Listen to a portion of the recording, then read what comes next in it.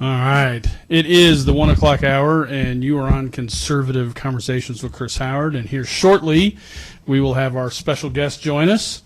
He's walking on in now, and so we'll take a minute to get that set up. And so I hope you're all having a good day. Hold on just a second. John, make yourself comfortable. All right. Thank you. You are welcome. Let's make sure your mic is on here.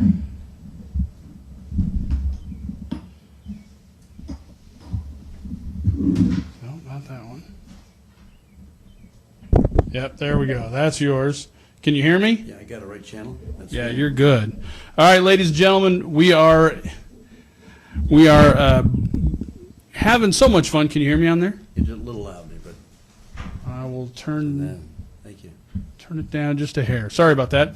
Okay, so we're going to get right into it today. Usually I go through news and complain about something when I'm on here, but today we have a very special guest and very honored. We have, I like to call him the former Marine, businessman, patriot, candidate for Missouri governor in the Republican Party. John Brunner is here in Ferguson. Well, actually, we're technically in Delwood. We're like 3 blocks away from Ferguson, but we are here on the radio. So, John, welcome. Well, it's good to be with you. We have some great opportunities. You know, in the Marine Corps, we were challenged to lead, follow, or get out of the way. I'm prepared and ready to lead. I spent time in business, on the plant floor, manufacturing, not too far from here, by the way, and learned a lot of things there, learned a lot of things in the Marine Corps, on the mission field, and we have a big job ahead of us here in Missouri. There is a lot, and I got to say, I want to back up here just a second because, you know, we had a great conversation in your office a couple months ago, and I want to tell you how much I enjoyed that, and I felt guilty afterwards because we spent probably too much time, and I took up too much of your time that day, but it was a great conversation.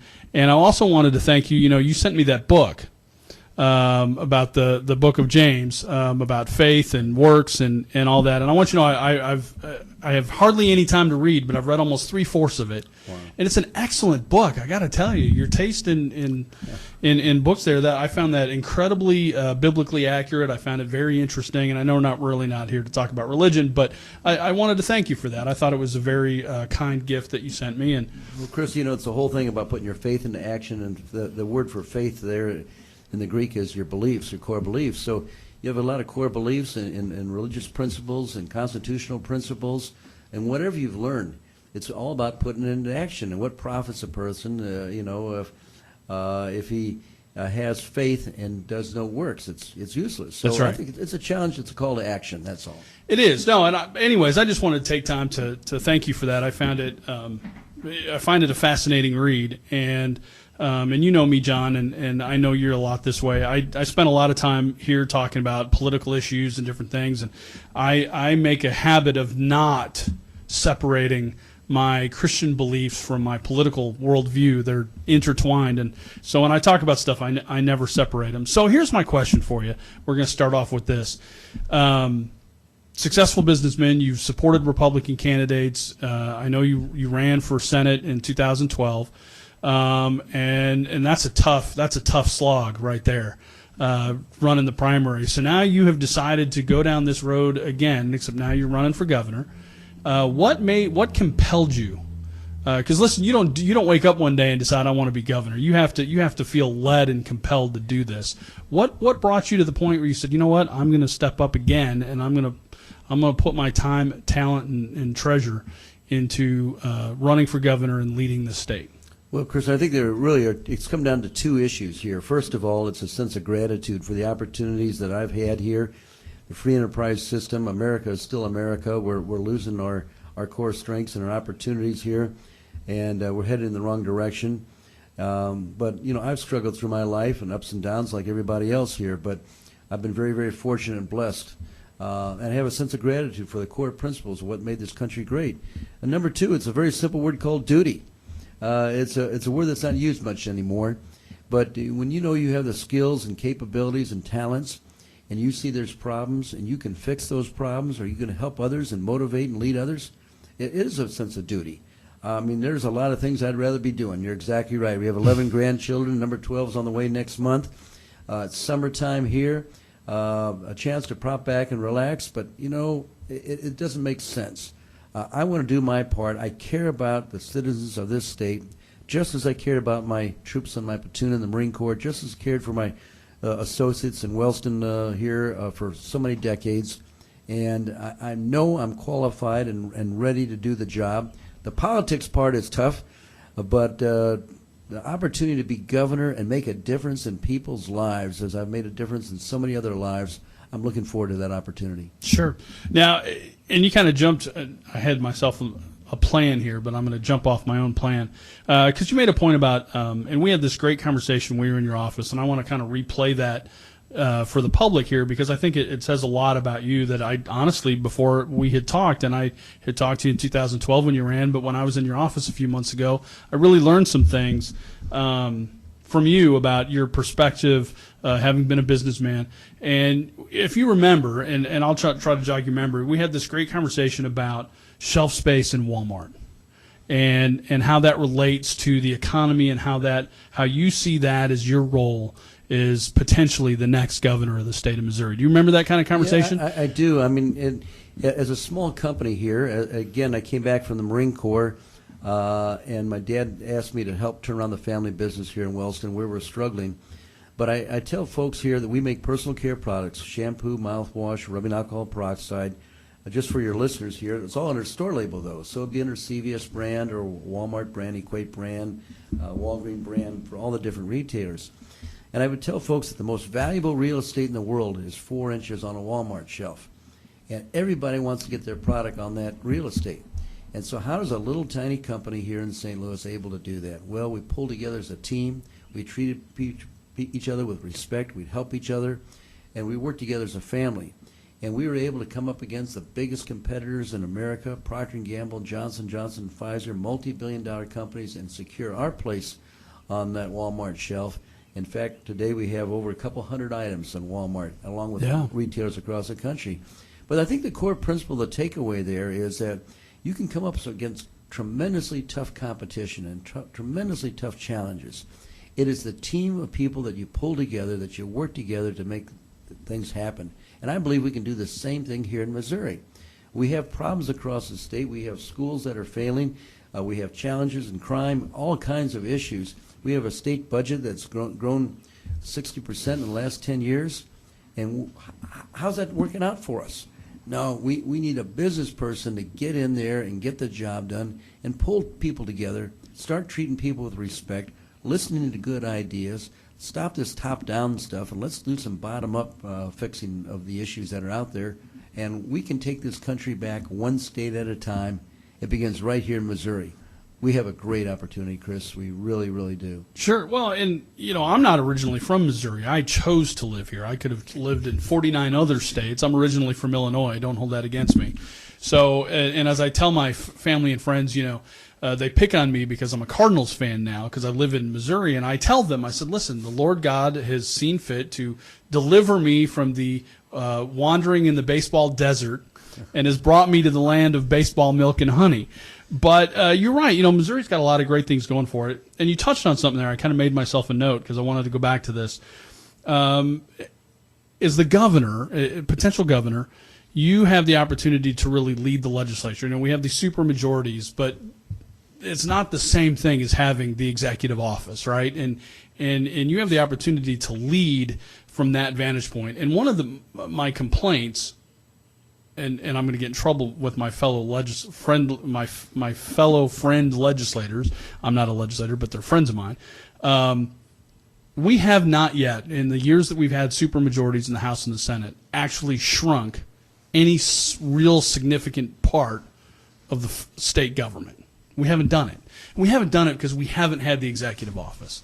And so if you're the governor, tell me kind of what your economic priorities are and how you're going to shrink the size, the scope of our huge state government so that we put money back into the economy for the people.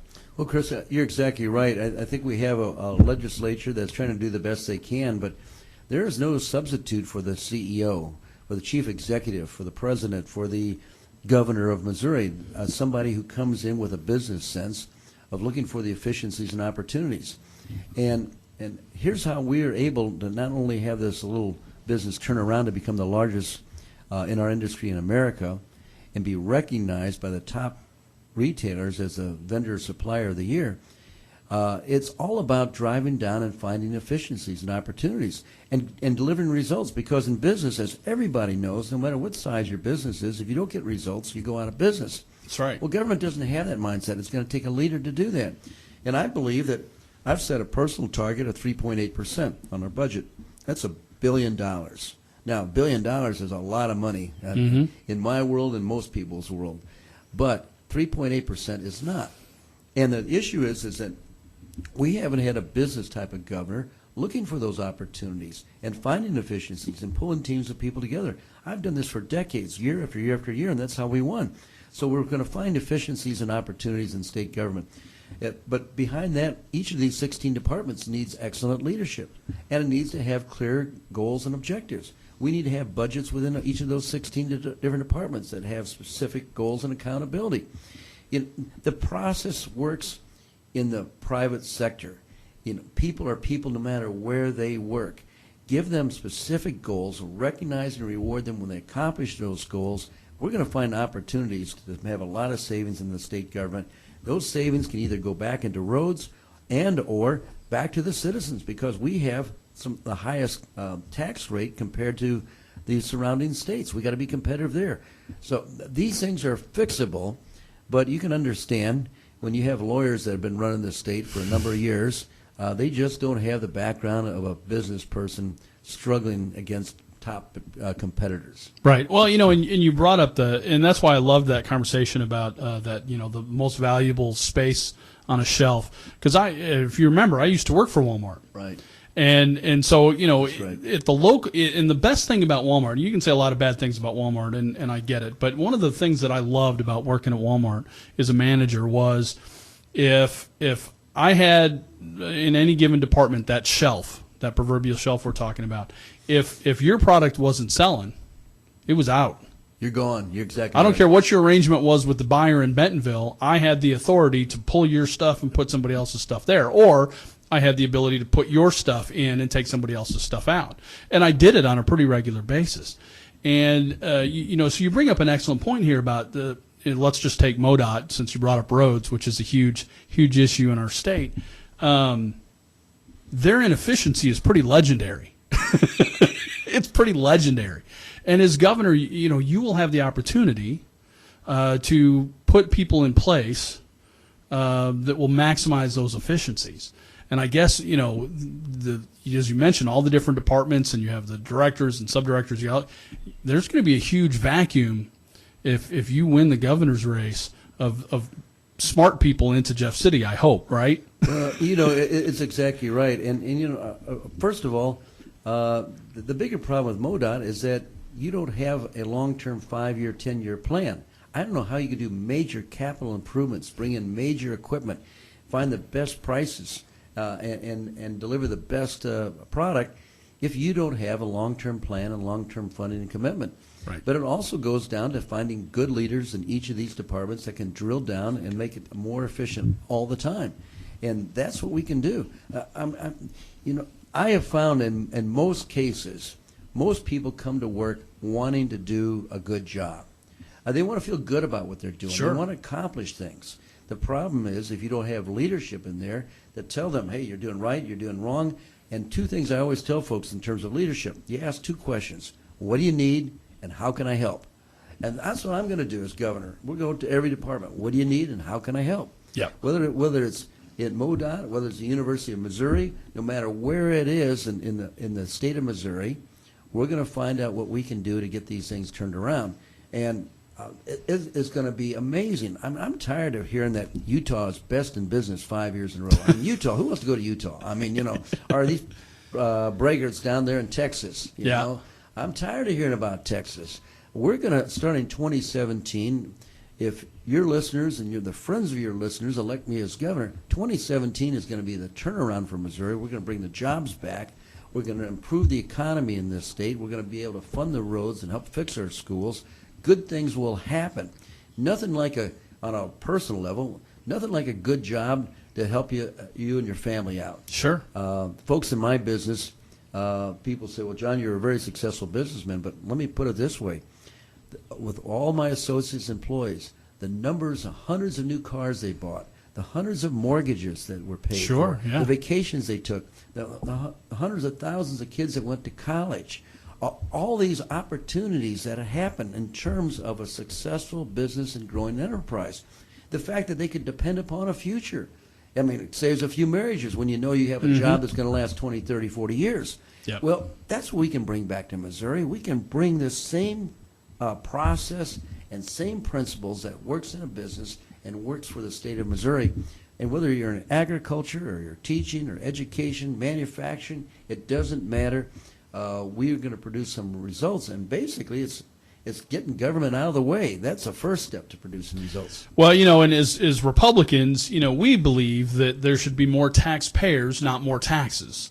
And that's what will help our economy. So you talked a little bit about that, and I want to kind of come back to just your goals, your plans for the state when it comes to the economy. We talked about government efficiencies and saving $1 billion and putting that into roads or giving that back to the people or whatever. But what kind of else is kind of in your head as to things that you think that we can do to improve our economy so that we are not having to listen to all the braggarts, as you said, down in Texas or out in Utah? What's in your mindset? Well, number one, as I did mention, the regulatory environment, we need to provide relief there. Number two, we need to provide an opportunity for tort reform. Missouri is listed as number 4 in the nation as the best place for trial lawyers to make millions of dollars. I mean, you do not attract businesses to Missouri. People don't expand Missouri if they know this is lawsuit heaven here. Right. Now, Texas changed their rules some time back, and all of a sudden, businesses feel that they can have a fair hearing in a court. But people don't get that here in Missouri. It's weighed way off to the one side in favor of the trial attorneys. So we need tort reform. And interesting, the state of Tennessee has done a good job in coming up with a system that I think will get in a better representation of good judges that represent the people. So regulatory reform, tort reform, I've talked about the efficiencies in state government as well. And I tell you something that makes a lot of sense in our business. Of course, in Missouri, I'm going to call it the stupid regulation hotline.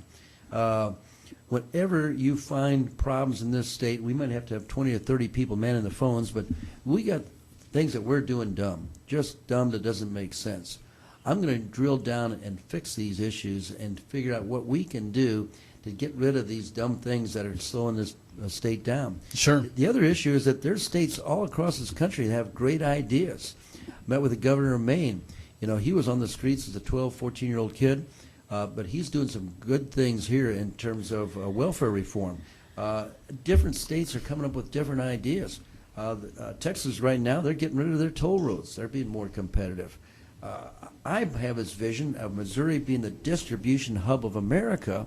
That's why my grandfather came here 100 years ago. You put up a plant or facility here in Missouri, you can ship to half of America in 1 day, the rest of America in 2 days. But we need to build our roads and bridges and infrastructures to do that. Right. So there's short-term goals, there's long-term goals, there's things we can do to fix the problems that were here.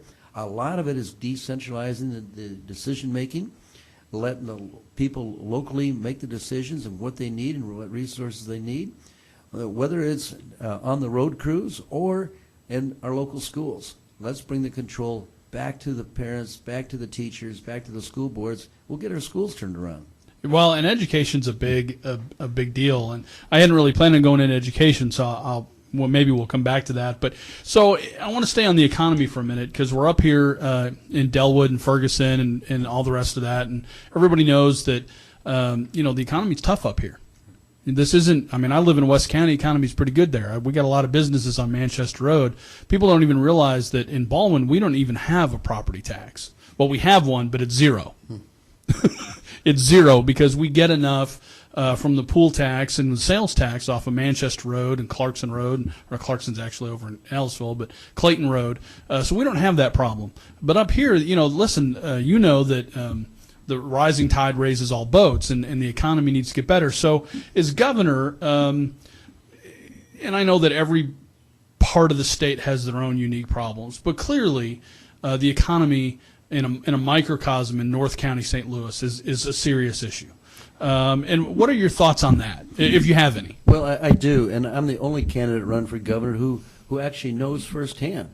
I mean, just a few miles south here, a couple miles south is Wellston. Right. And talk about a tough area. Yeah. And that business has been there for 80 years. Well, I tell you, when I came in there, we're just a few businesses there. The business across the street, they packed up and moved to Mississippi, and then they packed up again and moved to Mexico.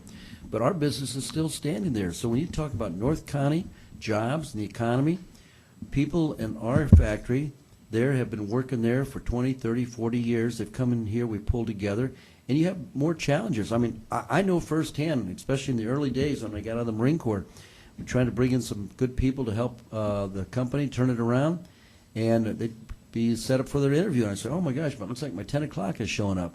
Well, the car would stop for about 30 seconds. Nobody would get out and it'd speed away. You know, I mean, they didn't even want to get out of the car to work there. But you know what? I had faith and confidence in the people in Wellston and the people in this area here. And I know if you treat them with respect and give them an opportunity, it's amazing what you can pull together. And we did, and we won. And it is important. I'll tell you on a personal level, yesterday, our campaign car, man, we've already put 62,000 miles on that car. We need a new set of tires. Well, right down here in Ferguson at John Zizzard Tire and Auto, we got a whole new set of tires. And I tell you, so we're going to have Ferguson tires driving all across this state. So I know what it means for the small businesses in this community, the hopes and aspirations. And I know the challenges that we had with Ferguson. When there's a hopelessness, when the high school kids don't believe they have a job, then why study? Why learn if there's no future? Well, I did my part in the Wellston community. And folks can go by there today, and that plant is booming. They're operating on 3 shifts. This company in Missouri has been around for 109 years. So it takes a different kind of person to get the job done who understands what are the issues, especially in some of the so-called tougher neighborhoods. For me, there's good people everywhere. Sure. And you can turn a situation around, and you can provide opportunities and hopes and dreams that will last a lifetime. That's why we're all in here anyway. Right. Try to help our neighbor, try to leave this place better than when we started. As governor, hey, if you can handle some of the issues that are unique to North St. Louis and North County, you can sure handle those issues in Kansas City and everywhere in between. Right. But it's going to take a good team of people pulling together.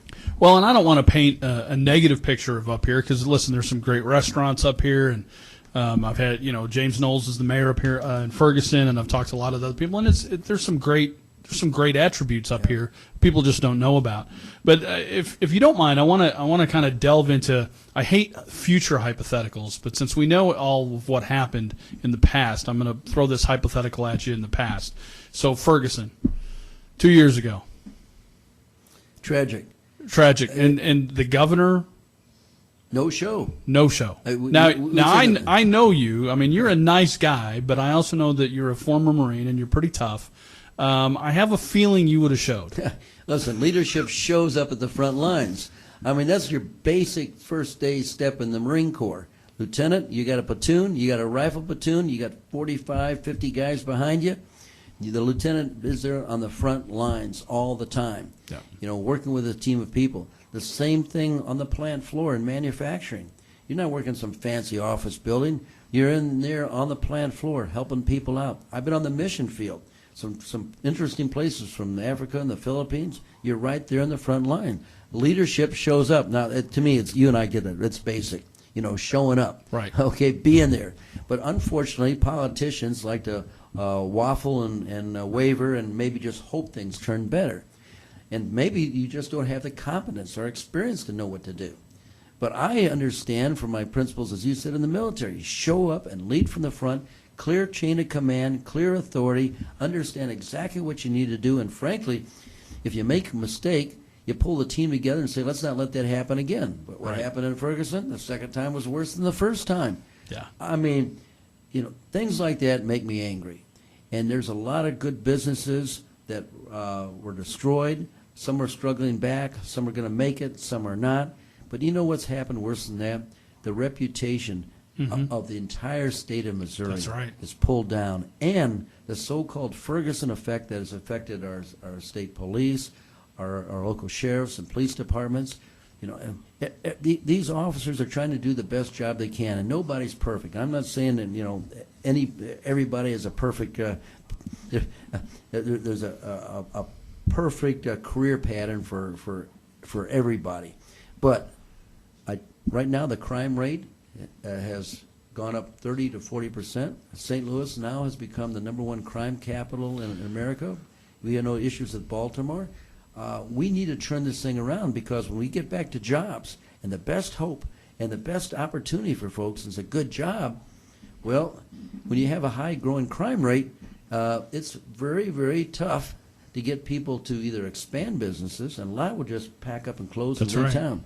Yeah, well, and that's an excellent point. And the crime in St. Louis, it's, you know, listen, I grew up in Chicago as a kid, and I grew up in the city as a young kid. Now I moved into a nice suburb for high school, but in the city, and I told my son on the way up here, he's sitting out here in the other room.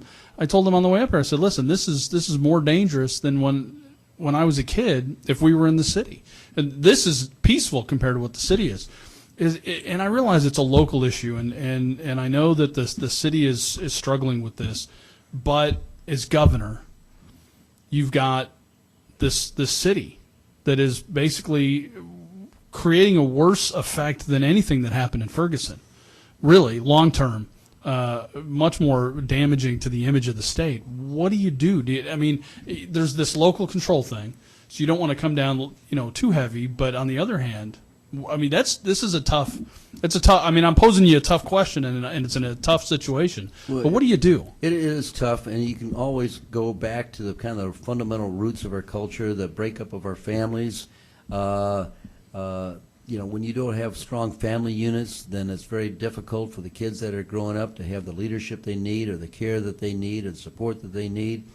The teachers in the school end up becoming disciplinarians instead of trying to be able to teach. The whole thing starts to crumble and fall apart. Sure. But we need the same thing in terms of leadership there. Now, I've traveled to the other side of the state, and yes, we have the mayor of Kansas City. Is a Democrat mayor over there. They're doing some good things, and maybe I'll give them some of the credit because the guy's a Marine. It has that kind of leadership. I sense a theme there, huh? Well, there's a leadership theme that goes into tough problems. Everybody can sail a boat on calm seas. Mm-hmm. Everybody can be a leader in good times. But when times get tough, it's a good shakeout opportunity. So as discouraging as this is, folks are waking up. They're saying, I've had enough of this. The person or people that I thought were leaders really aren't leaders. Let's find people who are volunteering that'll come in and run for school board, or run for commissioner, or run for the city council. Right. Folks from our own neighborhood, and forget the politicians. That's why I'm running for governor as well. Our founding fathers had a government, a system of volunteers that would come from the backgrounds and experiences from the crucibles of tough times and say, I've learned a few things in my life here, and maybe I can lend a hand.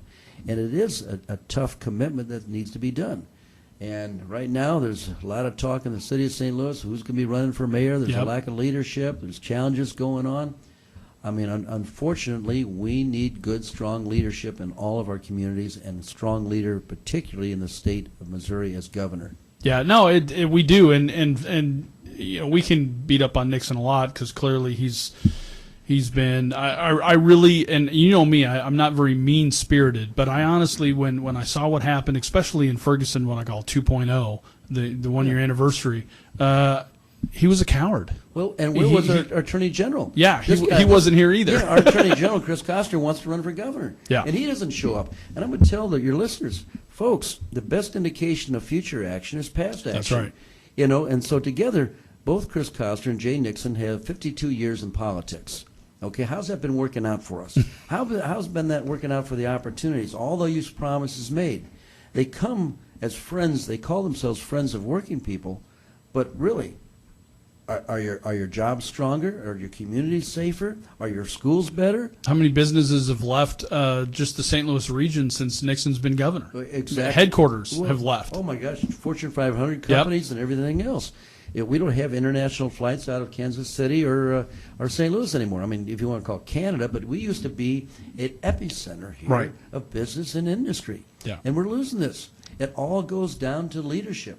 And I would tell folks, no matter whether you're Republican, Democrat, or Independent, elect a leader for a change. That's what's going to make a difference. So, kind of back to the St. Louis city issue. So here's something that's on the mind of a lot of people, and I realize that in the rest of the state, this probably doesn't matter much. But this whole city-county merger debate, that the city would re-enter St. Louis County as the 91st, 2nd, 3rd, whatever municipality. And my position, I'll just tell you, has been one of, listen, St. Louis City's house is not in order.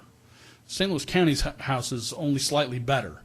But it would be, I use the biblical terms here, it would be we would be unequally yoked, right? And the whole, I'm losing my sound here. Hopefully everyone can still hear me. Anyways, the taxes and the roads and all this other stuff, and people in the rest of the state think this is just a local control issue. But the truth is, what people don't realize in the rest of the state is that the rest of the state will ultimately also have to vote, because we have to change the state constitution and a few other things. So kind of what's your thoughts on that situation? You know what my thoughts are, so I won't argue with you if you disagree with me, but I'm curious as to what your thoughts are. Well, when all else fails, try common sense. I mean, that's what I like to consider here in terms of what we're trying to do and what we're trying to achieve here. And you've brought up a good point. If you have a strong entity and a weak entity, does putting both together make you stronger? Or do both together make you weaker? If you put two weak entities together, and I've seen this in business and mergers and acquisitions, some people put two weak companies together, think it'll be a stronger company. It never, ever, ever happens. It's a strong company with another strong company. Now you have some synergies going for you. And you also have the issues of local control, citizen involvement, being able to have a voice in your local government. There are a number of issues. So I think that the overly simplistic answer of putting two entities together is going to solve the problems. No, let's solve the problems before we consider putting things together. I mean, think even as simple as a marriage. The woman is a really decent, hardworking person. You say that sarcastically, right? Simple as a marriage. Well, I tell you what, you've heard the stories about a girl's best girlfriend saying, "Don't marry that guy. He's a really louse, do nothing. He doesn't have a job and everything else." And you come back and she marries him. Well, how's that marriage working out? But you get two strong people and two people with focus and two people with the same values. It works out. So it's kind of common sense here. I know people are looking for fast, easy answers. If that were true in business, everybody would be successful in business. But there are generally 100 different things you have to do to try to turn this economy around and turn this city around. And again, I hate to keep using the term leadership, but at this time, I'm in my 60s. I've been around the world a number of times. I've seen a number of things. And you cannot or overstate the importance of good, solid leaders. And when people are looking, and you folks out there listen, the most important decision you can do is hire the right person to get in there and do the job. And if you're worried about your jobs, you're worried about the economy, you're worried about crime, organizational issues, you got one shot to hire a very good person to get up there and do the job.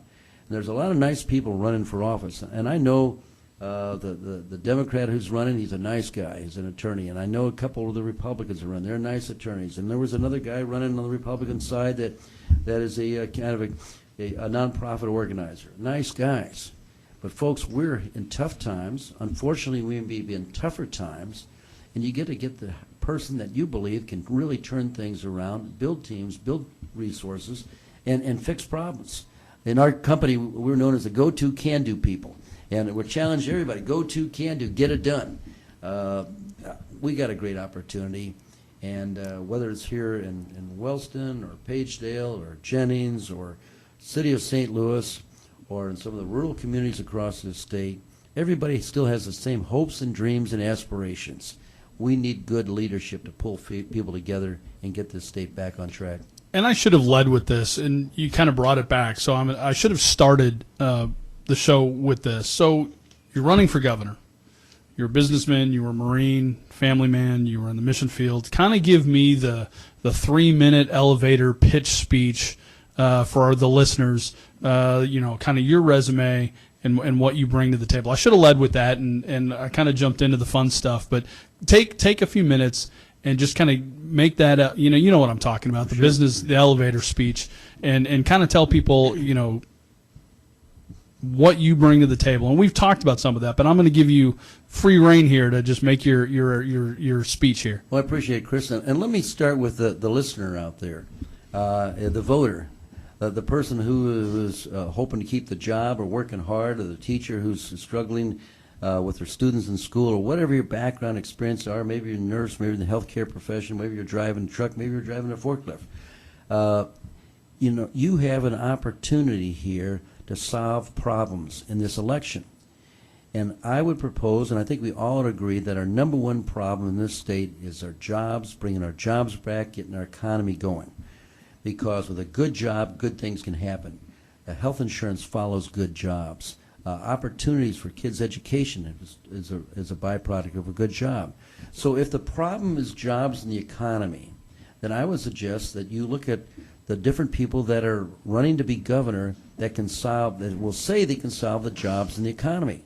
And there's only one person who has a background in business and manufacturing, who with a proven track record to get the job done and create jobs and opportunities. I've brought billions of dollars of business back to the state of Missouri. I've created thousands of jobs that lasted a lifetime. But you know what those jobs mean? They mean that there were hundreds of people who were able to buy new cars or used cars, new vehicles.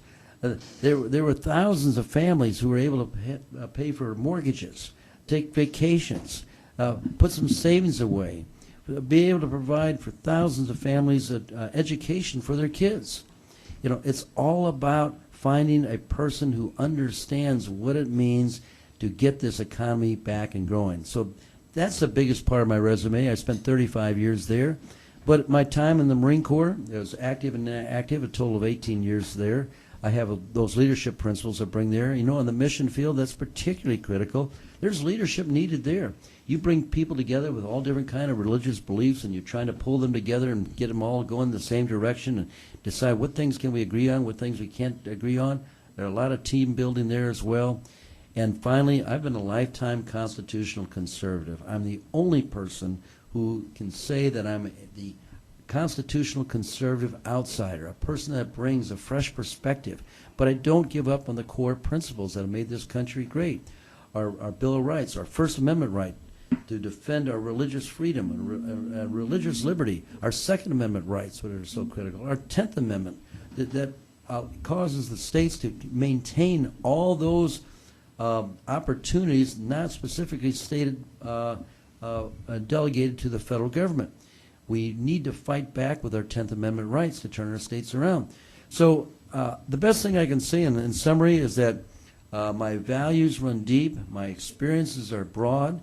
I have one motivation and one motivation only, to help the citizens of this great state, to improve their lives, to give them a hope and a sense of opportunity for their futures based on getting this economy going and back on track. I'm looking forward to the opportunity to serve, but I need your vote, I need your prayers. It's been 90 years since a business guy has been governor of the state of Missouri, and it's time we, as I say, take this country back one state at a time. It begins right here in Missouri, and folks, you have the opportunity to be part of the Missouri turnaround. There you go. All right, so I want to, and again, you just, kind of the way my mind works, you mentioned stuff and I start writing notes here. So back to this idea of being the governor and leading with the legislature. You talked about the First Amendment rights and religious freedom. So I have to ask, SJR 39 failed in committee.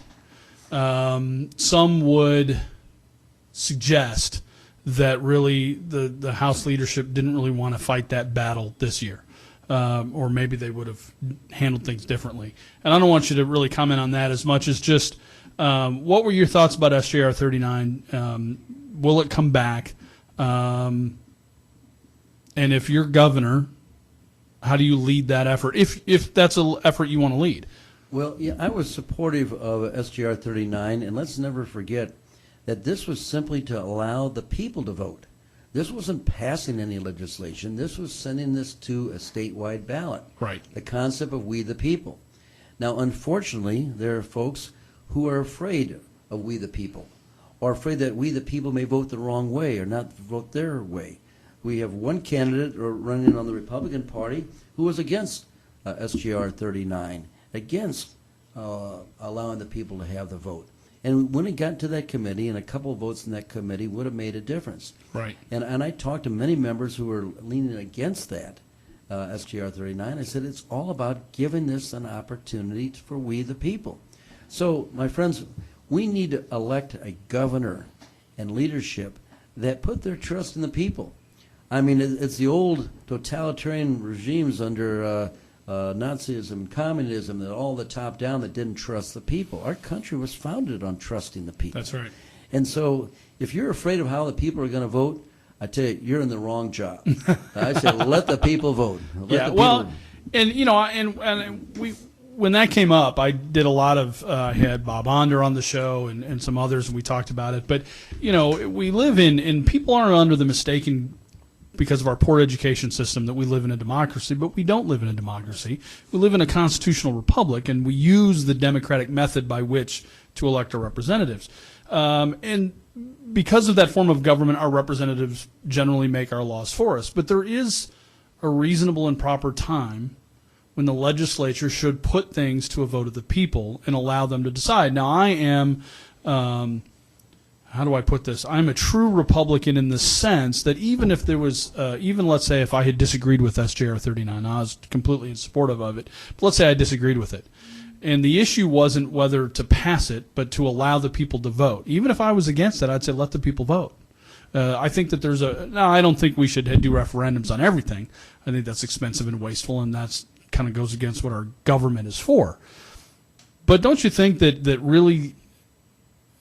And I know in Missouri we have, and I'm kind of going off on a thing here, so pardon me, but you know, in Missouri we have this petition thing to change our constitution, and that's been kind of used and abused a little bit.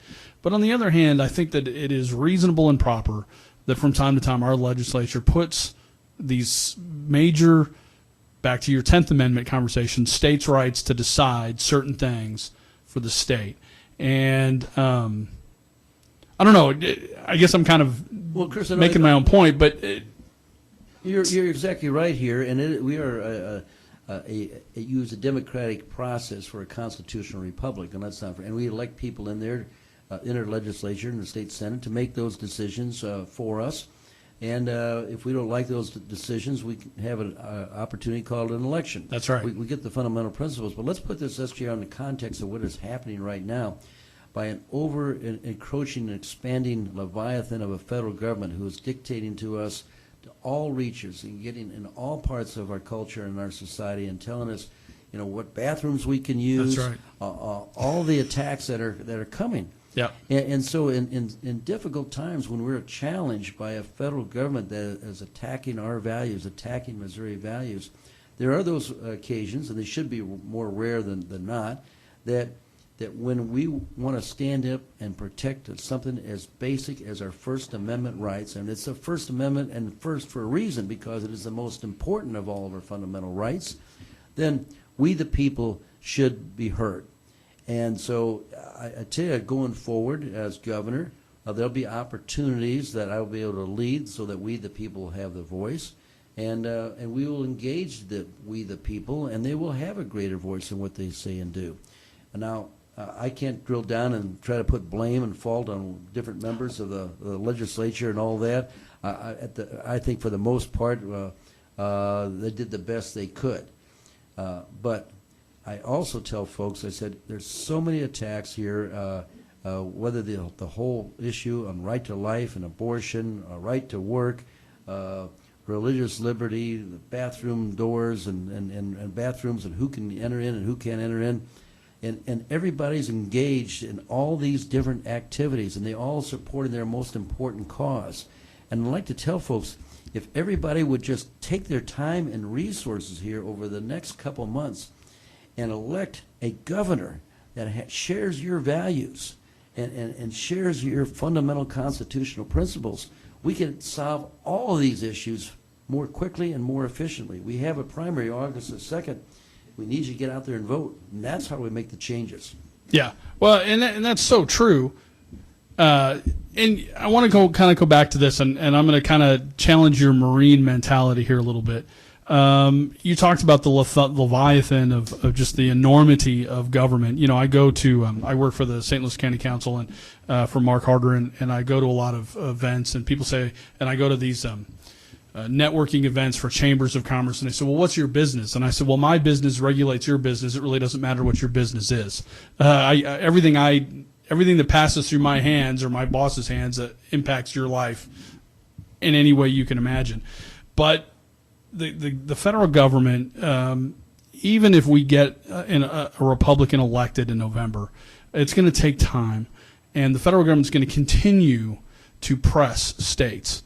And so we get back to this 10th Amendment thing. Just how far is Governor John Brunner willing to go to stand up to the federal government and push back and say, listen, this isn't in the Constitution, which means you don't get to decide this for me and the people of my state. We get to decide. I want the voters to know that John Brunner will do whatever it takes to stand up for our freedoms and our core principles and fight back against the regulators. I had a chance to meet with the governor of Oklahoma, Mary Fallin, and just last month, the EPA had all these demands on the state of Oklahoma. You know what she told the EPA? Pound sand. And then she immediately got a hold of her attorney general and said, let's start doing more, whatever we can do to protect the rights of the citizens of Oklahoma. Now, we have a person who's our attorney general who's done absolutely nothing in terms of pushing back against this encroachment of our government, who are destroying our schools, destroying our jobs, destroying our economy.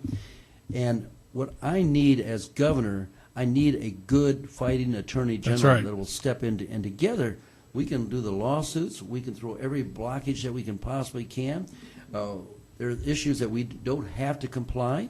You know, the federal government wants to come in and asking the state to fund supporting their regulations. I would say, tell the federal government, you're going to have to come up with the funding for this stuff because we're not taking Missouri money to do things that we believe is unconstitutional. So there's going to be a lot of fights, a lot of sparks, a lot of noise. We're going to win some, we're going to lose some. But you know what we're going to do?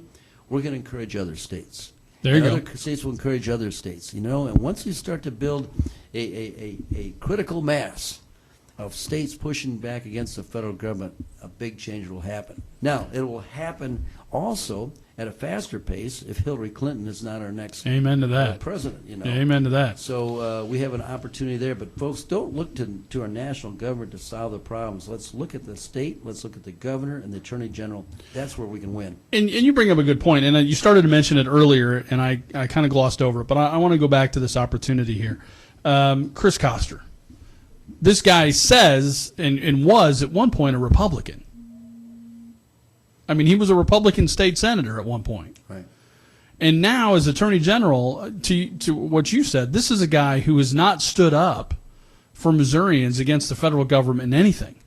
I mean, he's pretty much, on Obama's short leash, apparently.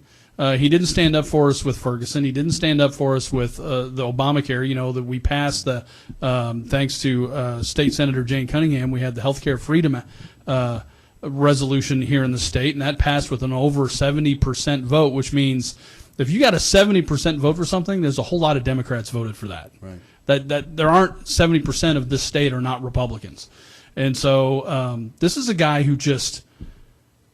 I bet you're looking forward to being the nominee and taking this on, because this is a guy who's just basically collected a check and sat in his office, and maybe not even sat in his office, just sat somewhere sipping tea someplace, right? Well, frankly, I like to see him in the private sector making a ton of money as a lawyer, and I don't think he'd be too upset with that job either.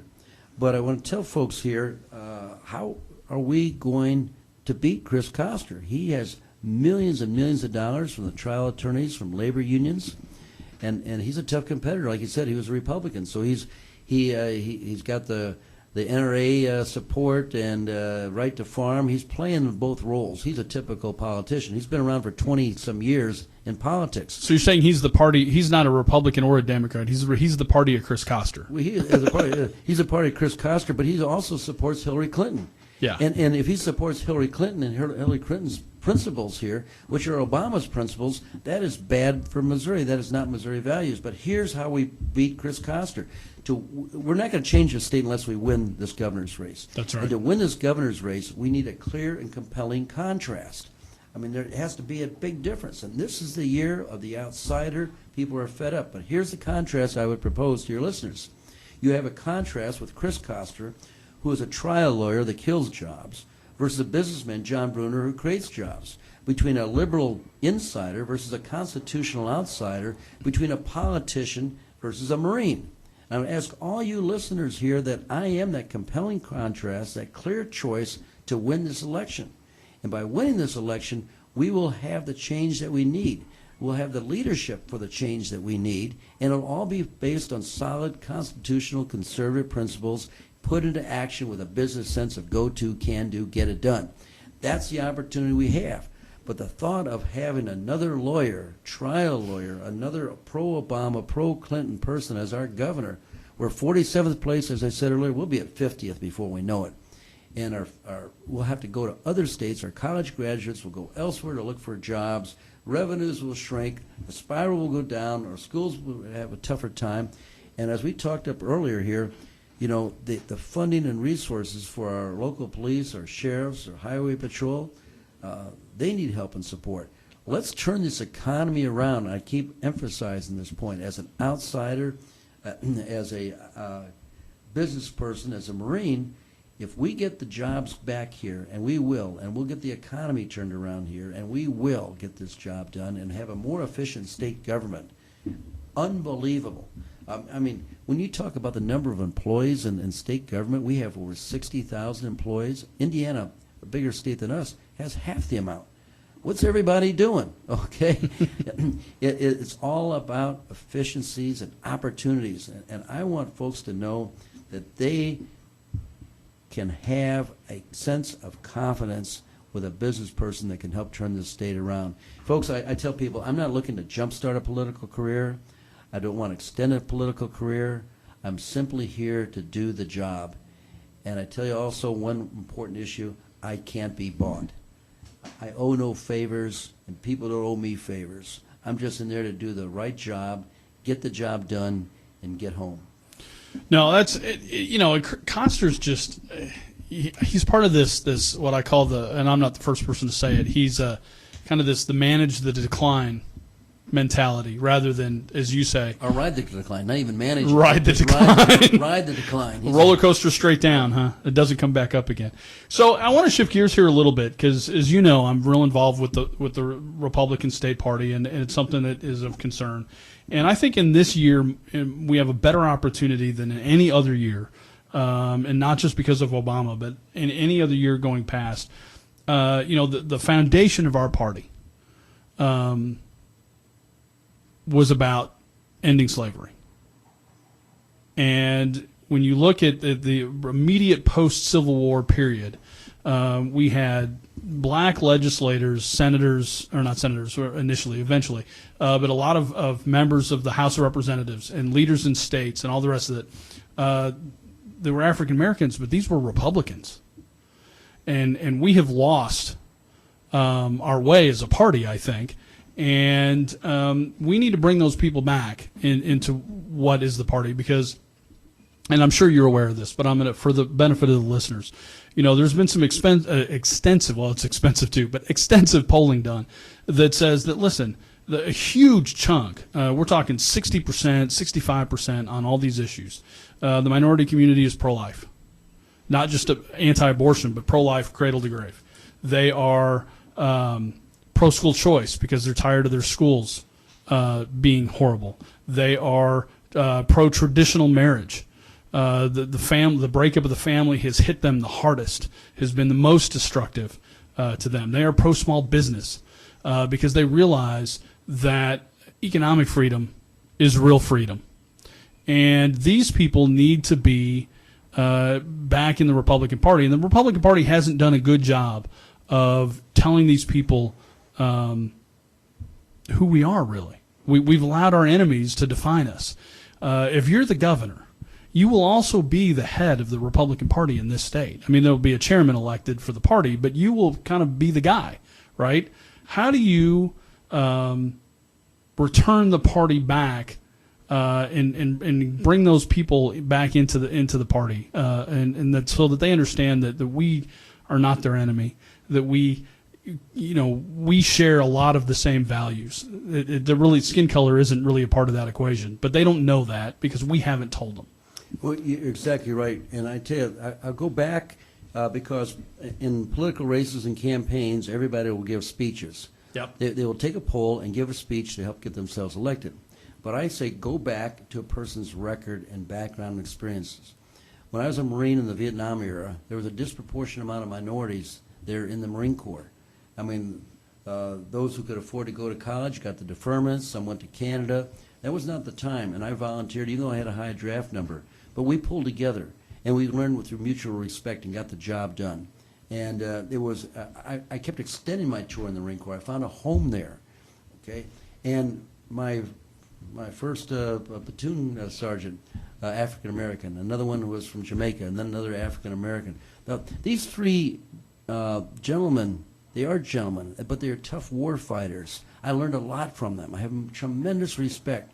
You know, the NCOs, the staff sergeants, will say many a lieutenant all the time. Sure. And but I had the sense of teamwork. I learned it from the ground up. And the same thing in my manufacturing plant in a neighborhood that was mostly minority. And we pulled together. And I never forget Chris Christie, the governor of New Jersey, was in town, and he came in a couple times. And the second time I had a chance to meet with him after he gave his talk. And I said, Governor Christie, you made a comment that the Republican Party, in order to reach out, needs a different kind of message. And I said, Governor Christie, I tend to disagree with you. We don't need a different kind of message. We need a different kind of messenger. And he put his arm around me and said, you know what, John, you're exactly right. We need somebody who's been there, who's earned the respect, who can pull people together from different backgrounds and resources. Who's done that? I don't need talking points. This has been my life, you know, and I've Sure. been very proud in the successes that we've all joined together, the people that have been participated in the American dream. So we can do this. And I tell you, one of the best indications recently was Rick Stream in the county executive race. Yep. You know, all of a sudden 2,000 votes show up at midnight. Never know how that happens, but you know, he was a different kind of a messenger, and he told folks, how's it been working out from you? All That's those right. liberal Democrat promises. And we were at the precipice of pulling together this community, black and white and different backgrounds and immigrants and demographics all together.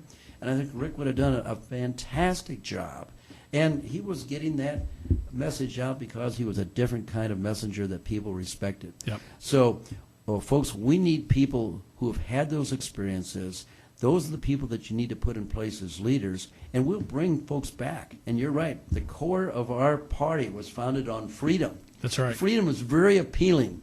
We should win this argument with freedom, and we're doing a poor job, but we can turn it around with the right kind of people. Yep. No, I agree, and as you can tell, it's kind of a passion of mine because we really, when you stop and think about it, and you look at what the Democrats want to do, and I want to make you do this, and I want to make you do that, and I want to, we're going to make these decisions for you because you're not smart enough, which is basically what they're saying. And the Republicans, the true Republicans, there are some I question sometimes, but the true Republicans are like, no, you know what? Our country was founded on the idea that you get to decide. And I'm going to paraphrase this, and I love movies. I'm a huge movie buff, and I love this quote. It's John Wayne's The Alamo, and he's talking with Travis, and they're kind of off in a corner, and he says, republic. He goes, I like the sound of that word. He says, you can come and go as you please, you can be drunk or sober as you please, and he goes through this whole long, eloquent thing, and it's really true. I wish I could do a John Wayne imitation and do it, but I would do it in injustice. That in was the one attempt. of my favorite movies as a young kid growing up. That was fantastic. We miss the John Waynes. We need a few more John We Waynes do. around We today. definitely but do. He talked about the Republic. I remember that tremendous with Richard Widmark. I think was in that movie. Yep. And, but those are core principles, and you're right. Those core principles haven't changed. The concept of a republic, the concept of freedom, standing with the core principles of liberty. that these rights, these inalienable rights, are not given to us by government, that they're ours, given to us by God. That's and right. Nobody can take them away. We just need people who will help defend and protect us against government that wants to take away those rights, and you said, and to dictate our rights, and tell us how to live our life. And it's not working out. And I think that's why there's a sense of hopelessness across this country. You know, this is the first generation of young Americans, for the first time in American history, who do not believe that they're going to have a better opportunity than their parents. I know. And that's the Bernie Sanders effect. Yeah. And here, an interesting fact, I heard this poll last week. 44% of the people who are supporting Bernie Sanders, if Bernie Sanders isn't the nominee, they're going to go vote for Trump. Now, you think, what is going on here?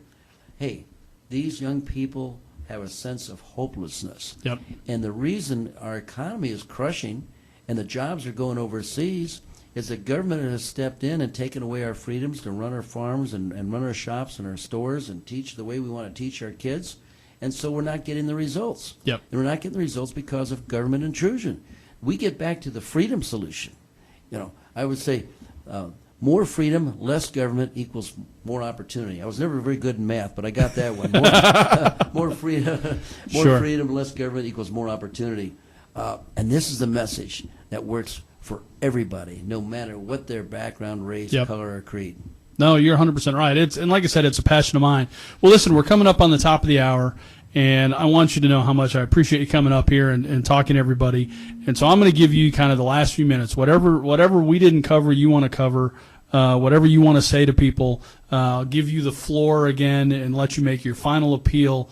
And I want you to know how much I appreciate you and you coming up here. And I hope for your sake, for your candidacy's sake, that you visit North County more, that you come and see these people more. I think it says a lot that you're here and you didn't call in from Clayton or wherever. I think it says a lot that you are physically here. And for the listeners who want proof, when we're done, I'm going to take a picture with John here in the studio so you know he was here. But the floor is yours. Make your... Well, Chris, first of all, I appreciate all you're doing and your hard work in getting the message out, the principles, or core principles of freedom and constitutional conservative values. And, I always smile because in the campaign trail, people talk about how they went to visit Ferguson, presidential candidates, gubernatorial candidates. Hey, just a couple miles south is my stomping ground. Yep. I've spent 3 decades there. My father spent decades there. My grandfather spent decades here in North County. Folks, this is not a strange place, and it is for a lot of politicians. They do the touch and go, the photo op, and all that kind of stuff. Can I use that, the touch and go? I'm going to borrow that. All right, go ahead. Oh, my word. And I have yet to do a touch and go because I understand. I've been here. Nobody understands who's running for office the issues that I understand. I don't understand everything, obviously, but somebody who's spent decades in a family and decades in North County, listen, I trust the folks here in North County. I believe in them. I've known firsthand what a good job they've done here in the company, the successes they've had. I want to take those same concept of trust and values all across the state.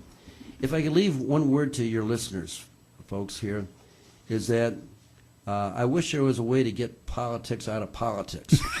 and it can't. And it's tough. And the messaging will sound the same. And the promises will all sound the same.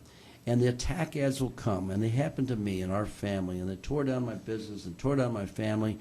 They said lies, and you can't do anything about that in politics here. But every now and then, one person will step forward who has a sense of gratitude, a sense of duty, who only cares about taking the God-given abilities and gifts and resources and doing what he can or she can to help this state. And whether it's in the school board or commissioner or county council or city council, you find people with a genuine motivation to do the job. Folks, this is what's going to turn our country back, not continuing to support the politicians and the political class. Folks, I'm asking for your vote. More than that, I'm asking for your prayer and your encouragement. I'm asking you to tell other folks to vote for John Brunner for governor, because we can take this country back one state at a time. It begins right here in Missouri. And I'll finish with a final close here. In the most difficult time of our nation's history, George Washington made an appeal to heaven. And we need to make that same appeal today, that may God continue to shed his grace and mercy on America. There you go. Well, ladies and gentlemen, thank you so much. And John, I wanted to, I'll leave you with this one thought. You know, I tell my son and I told my daughter this, you know, in business and in the real world, a lot of times you are kind of defined by who your friends are. But in politics, you're known by who your enemies are. And you're known by whoever goes after you. The more you're gone after, the more you're probably somebody worth, you know, looking out for. So that's my positive word to you on that. But ladies and gentlemen, we're kind of at the top of the hour, ran a little long here, but worthwhile conversation with my friend John Brunner. He's running for governor of the state of Missouri. He is in a tough primary. That primary will be August the 2nd, right? Right. August the 2nd. And so I hope you will. I know you probably got a website or something. You want to tell them? JohnBrunner.com, www.johnbrunner.com, and folks, stay listening to this show here. This guy Chris knows what he's talking about, and he's a good man. And you get educated, and all your friends to get them to tune in here.